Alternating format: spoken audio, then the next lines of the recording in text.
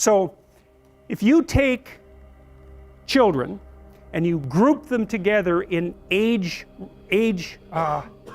groups defined by age, so let's say you have 32-year-olds, 33-year-olds, 34-year-olds, all the way up to 18.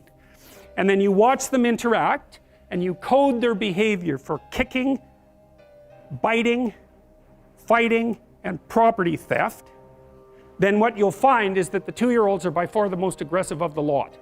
So that's pretty interesting, you know, because you think, well, children are naturally peaceful, and if they're aggressive it's because they learn it. It's like, no, that's true for a small minority of children, but there's a substantial number of children who are aggressive at 2 by nature. Most of them are male. Now that doesn't mean most children are like that, because they're not. Even if you look at 2-year-olds, who are the most aggressive human beings, most 2-year-olds aren't aggressive, but some of them are, and most of those are male. Okay, so then let's say you identify this cohort of aggressive 2-year-olds and you track them across time, track them for the next 2 to 4 years, or track them until they're 4 years old. What you find is the vast majority of the hyper-aggressive male 2-year-olds get socialized perfectly well.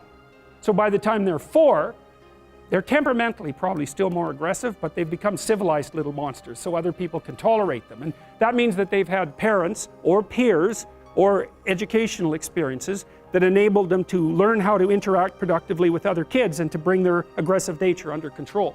Some of that seems to be mediated by the opportunity to engage in rough and tumble play. And that's one of the things that we know that helps socialize rats, for example. It's vital to them, but it also seems to really be good for socializing young kids.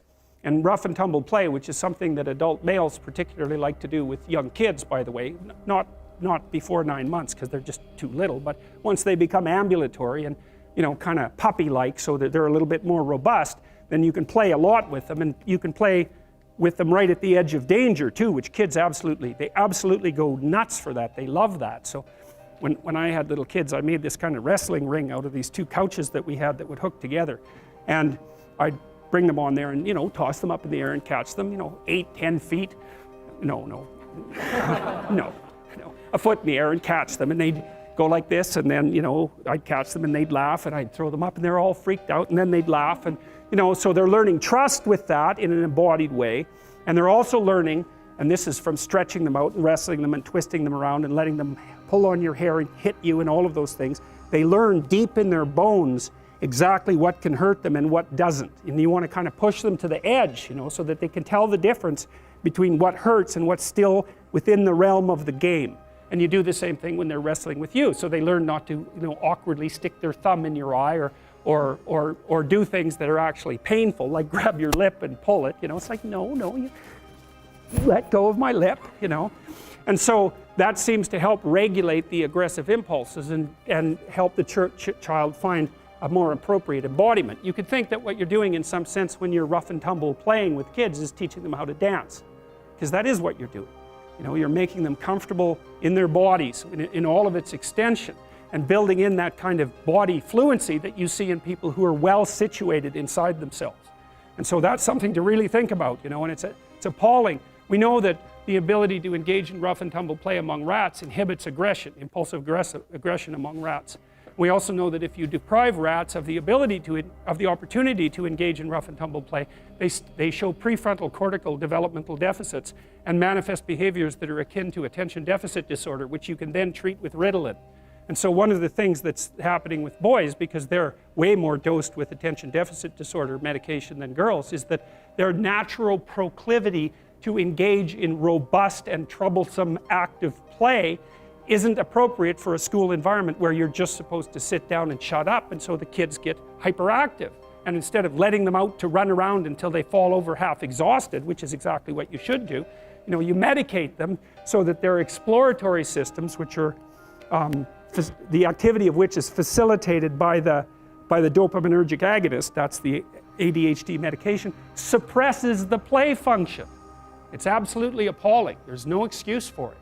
You know, but it's a good indictment of the education system, because why in the world would you take 6-year-old kids and get them to sit without moving for 5 hours? Unless you want them to grow up fat and stupid, why in the world would you train them to do that? Well, it's easier. That's one thing. and when they're sitting there, there's nothing disruptive about the rough and tumble play, and that can be quite, play can be quite disruptive. So anyways, most of these kids are reasonably well socialized by the time they're the age of 4, using one mechanism or another.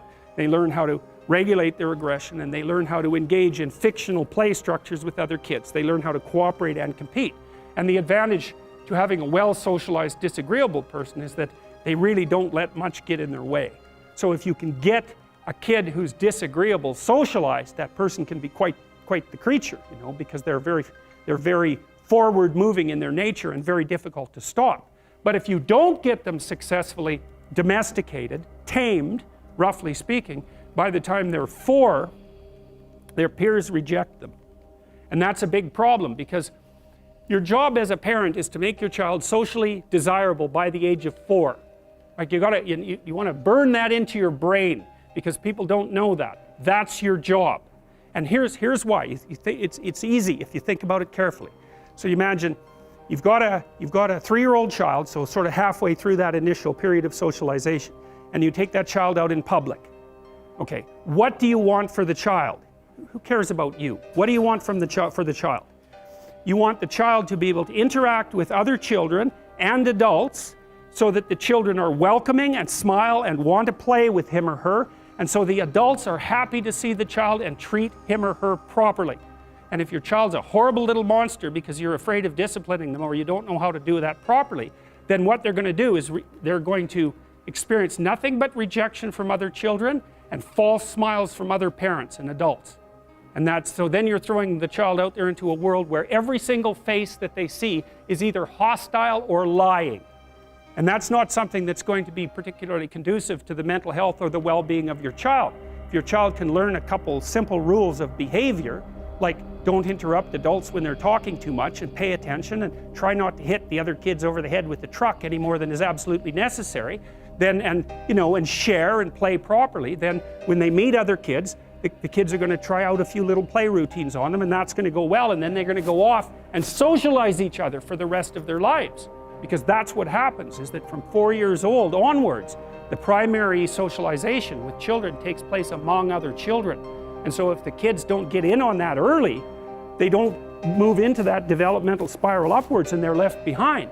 And you can imagine how terrible that is, because a 4-year-old will not play with another 4-year-old who's 2.